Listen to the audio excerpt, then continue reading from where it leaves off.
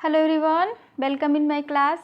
स्वागत है आप सभी का 25 मोस्ट इम्पॉर्टेंट एमसीक्यू सीरीज़ में। और साथ ही आज हम सॉल्व करेंगे सोशल इश्यूज़ के भी कुछ क्वेश्चन जो काफ़ी महत्वपूर्ण हैं और सभी के लिए इम्पॉर्टेंट हैं। और शुरू करने से पहले बहुत सारे बच्चों ने रिक्वेस्ट किया है कि मैम इस टॉपिक पर वीडियो बनाइए, तो मैं कोशिश करूँगी उन सभी टॉपिक को कवर करने के लिए। ठीक है, तो चलिए फिर शुरू करते हैं। आज का हमारा फर्स्ट क्वेश्चन है, समाजशास्त्र सामाजिक कार्य को समझने का विज्ञान है। यह कथन किसका है? तो इसका राइट आंसर हो जाएगा हमारा ए, मैक्स वेबर। वेबर मानते हैं कि समाज जो है वो सामाजिक क्रियाओं का विज्ञान है और इसलिए समाजशास्त्र को समझने के लिए सामाजिक क्रियाओं को समझना आवश्यक है। क्वेश्चन नंबर 2, मुस्लिम संप्रदाय में पाया जाने वाला विवाह का अस्थायी रूप है। तो इसका राइट आंसर है हमारा बी, मुताह विवाह। इस विवाह के अंतर्गत स्त्री व पुरुष सहमति से एक निश्चित अवधि के लिए विवाह करते हैं और इस अवधि की समाप्ति पर यह विवाह स्वतः ही खुद ही समाप्त हो जाता है और यह विवाह शिया मुसलमानों में प्रचलित है, मीन्स कि शिया मुसलमानों में। थर्ड है, संविधान के किस अनुच्छेद के तहत बेगार प्रथा को समाप्त कर दिया गया? तो राइट आंसर हो जाएगा हमारा सी, अनुच्छेद 23। क्वेश्चन नंबर 4, वे प्रक्रिया अथवा नियम जिनका लोगों द्वारा पालन अपेक्षित है तो उन्हें क्या कहते हैं? तो उन्हें हम कहते हैं प्रतिमान। तो इसलिए हमारा राइट आंसर हो जाएगा ए, प्रतिमान। देखिए, सामाजिक प्रतिमान समाज में व्यवहार करने के वे निश्चित एवं प्रमाणित तरीके होते हैं जो समाज द्वारा स्वीकृत है, मान्य है और साथ ही जो हमारे जीवन के हर क्षेत्र में विद्यमान है। मीन्स कि समाज के द्वारा जो भी प्रतिमान निर्धारित हैं, समाज ये चाहता है कि समाज के सभी सदस्य उसी के अनुरूप व्यवहार करें। ठीक है, तो ये अपेक्षित होते हैं क्योंकि समाज चाहता है, समाज लोगों से अपेक्षा करता है कि लोग इन्हीं प्रतिमानों के अनुरूप व्यवहार करें। क्वेश्चन नंबर 5, धर्म, विवाह, परिवार एवं जाति आदि उदाहरण हैं। तो राइट आंसर है हमारा बी, सामाजिक संस्थाओं के। मीन्स कि सामाजिक संस्थाएं जो हैं वो हमारे जीवन की मूलभूत आवश्यकताओं को पूरा करती हैं और जो विकसित नियम, विधि विधान एवं कार्य प्रणालियों का एक संगठित रूप है जो समाज के द्वारा मान्य है। मीन्स कि जो नियम है, जो विधि विधान है और जो कार्य प्रणालियाँ हैं वो क्या है? वो संस्थाएं हैं और साथ ही ये संस्थाएं समाज के द्वारा मान्य होती हैं और इसी के द्वारा हम क्या करते हैं?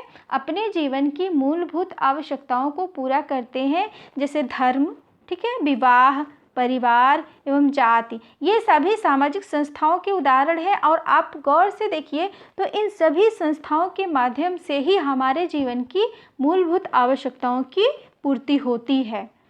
चलिए आगे बढ़ते हैं। क्वेश्चन नंबर 6, प्रतीकात्मक अंतःक्रियावाद का किसे संस्थापक माना जाता है? ये क्वेश्चन थोड़ा सा कन्फ्यूज़न वाला था तो मैंने इसलिए इसमें रखा। कुछ लोग मानते हैं कि जे.एच. मीड और कुछ लोग एच. ब्लूमर को मानते हैं, तो चलिए मैं इसको बता रही हूँ आपको।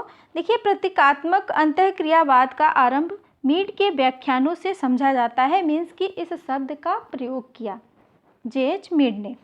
दूसरी तरफ इसकी विधिवत शुरुआत हर्बर्ट ब्लूमर द्वारा की गई थी। मीन्स कि इसका संस्थागत तरीके से शुरुआत किसके द्वारा की गई? हर्बर्ट ब्लूमर के द्वारा। ठीक है, तो आई होप कि ये समझ में आ गया है आपको किस तरह की क्वेश्चन की डिमांड है, उस तरह से हमें आंसर देना है। क्वेश्चन नंबर 7, यह किसका सुझाव है कि ईश्वर दैवीकृत समाज है? ये भी क्वेश्चन बहुत इंपॉर्टेंट है। ये 2016 में पीजीटी में भी पूछा गया था और लगभग कई बार ये यूजीसी नेट में भी पूछा गया है। तो इमाइल दुर्खिम का मानना है कि समाज ही वास्तविक देवता है। मीन्स कि ये समाज को अधिक महत्व देते हैं, व्यक्ति को कम महत्व देते हैं। ठीक है, तो इसलिए इनका मानना है ईश्वर दैवीकृत समाज है।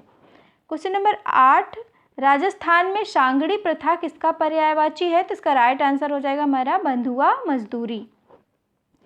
क्वेश्चन नंबर 9, ये क्वेश्चन थोड़ा सा गलत टाइपिंग हो गई है तो आप लोग इसको करेक्शन कर लीजिएगा। यहाँ पे आय की जगह होगा माप। देखिए, गरीबी की माप का आधार है, तो ये तीनों ही ऑप्शन सही है और ये भी क्वेश्चन बहुत ही इम्पोर्टेंट है, कई बार ये एग्ज़ाम में पूछा गया है। राष्ट्रीय आय, व्यक्तिगत आय, उपभोग खर्च, ये सभी गरीबी की माप का आधार होते हैं। तो इसलिए हमारा राइट आंसर हो जाएगा डी, उपरोक्त सभी। क्वेश्चन नंबर 10, जातीय आधार पर बने संगठनों को पैरा कम्युनिटीज किसने कहा?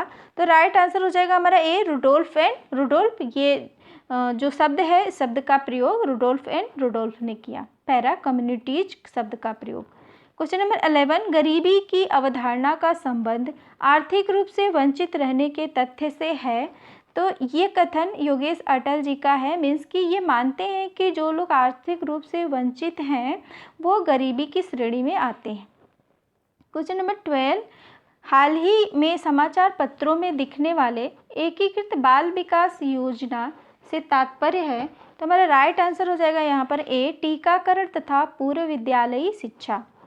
क्वेश्चन नंबर 13, समेकित बाल संरक्षण योजना का कार्यान्वयन किस मंत्रालय द्वारा किया जाता है? तो राइट आंसर हो जाएगा हमारा ए, महिला एवं बाल विकास मंत्रालय।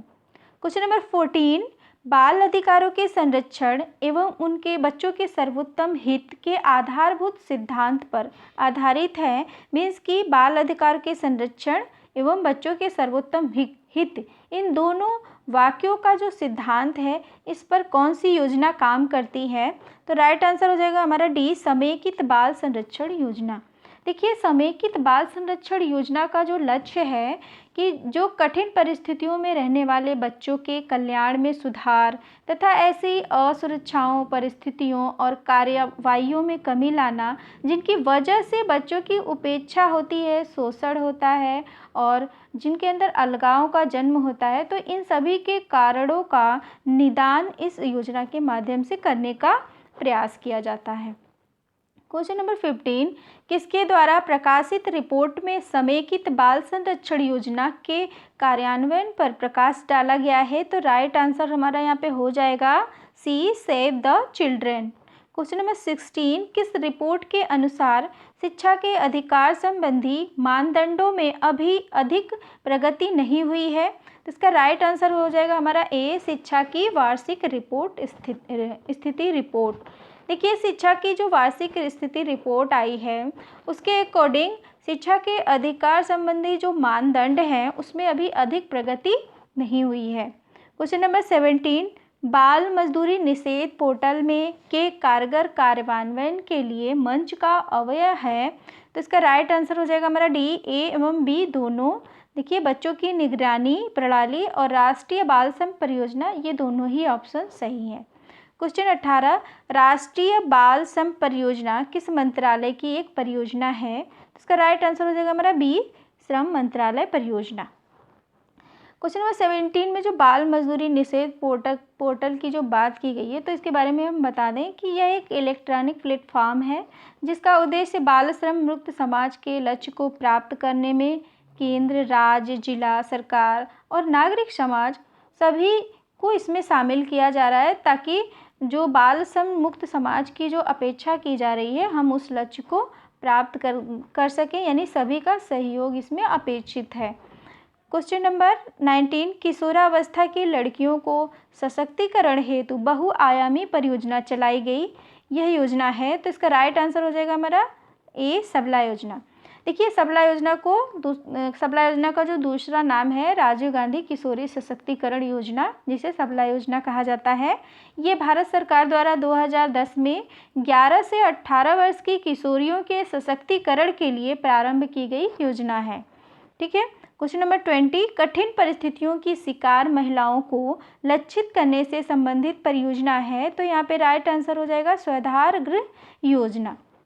जो भी समाज में कठिन परिस्थितियों की शिकार महिलाएं हैं उनको चिन्हित करना है, उनके जीवन में सुधार लाना है, तो स्वाधार योजना के अंतर्गत उनको रखा गया है। क्वेश्चन नंबर 21, उद्यम सखी पोर्टल संबंधित है? तो राइट आंसर हो जाएगा हमारा ए, महिला उद्यमी।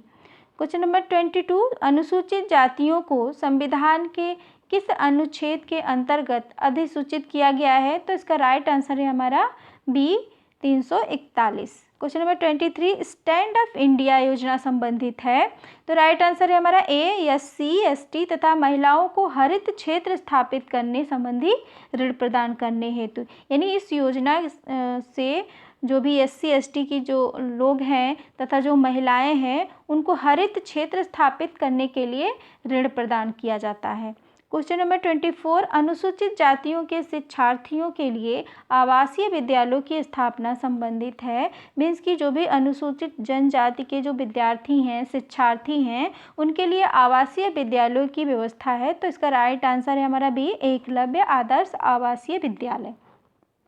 क्वेश्चन नंबर 25, केंद्र द्वारा प्रायोजित जिला महिला एवं बाल विकास मंत्रालय द्वारा महिलाओं के सशक्तिकरण के तहत एक राष्ट्रीय मिशन की अम्ब्रेला योजना है प्रतिपादित किया गया है, जिसका उद्देश्य है, तो इसका राइट आंसर हो जाएगा वन स्टॉप केंद्र योजना।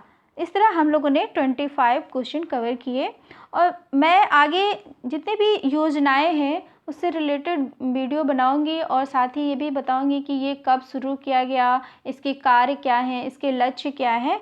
ठीक है, तो आई होप कि आपको वीडियो पसंद आया होगा। तो लाइक शेयर सब्सक्राइब करना बिल्कुल भी ना भूलें। Thank you.